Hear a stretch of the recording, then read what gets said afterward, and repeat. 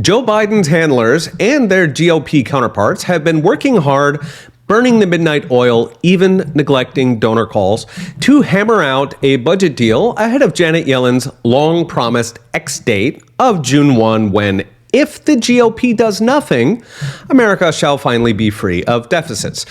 Unfortunately, the two sides apparently had long and allegedly fruitful discussions Sunday night and plan to meet again today. So far, with little progress, fruitful or not, going by financial markets, who I have to assume get plenty of leaks, given brokers' very warm relationships with the day traders in Congress. Indeed, the VIX, the market's fear gauge, hasn't really budged at all during the debt ceiling crisis, suggesting the money thinks it's all play acting.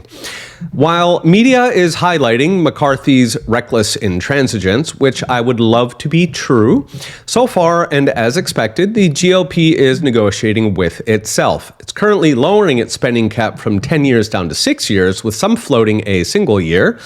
Meanwhile, Biden is offering 2 years, oddly enough, greater than 1 year, but that is calculated to get past the 2024 elections, presumably because Biden's people plan to spend an ungodly amount between now and then and don't want to answer for it.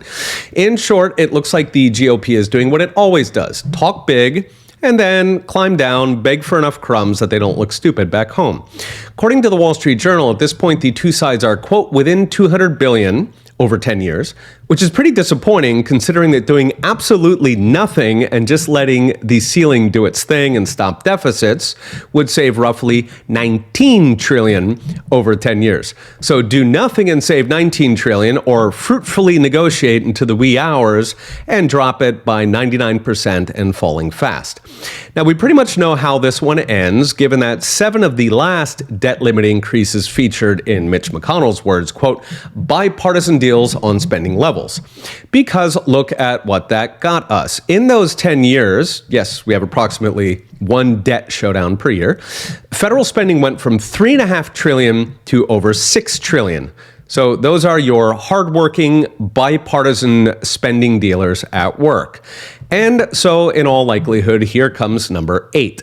Of course, the amazing thing here is that if the GOP, they could get the budget deal of the century by one clever trick of doing nothing, which would immediately end the deficits, a $1.4 trillion effective spending cut this year alone, with many trillions to come, which, as I mentioned in yesterday's video, would also fix inflation and turn the recession in one fell swoop.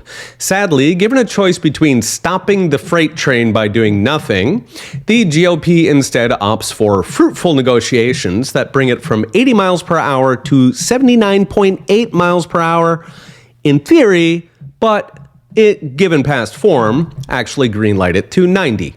And so, barring a miracle, Santa Claus is not bringing a debt ceiling this year, meaning it is back to inflation, recession, bank crashes, your job and your life savings sacrificed so Washington can keep spending. Okay, we'll be watching. See you next time.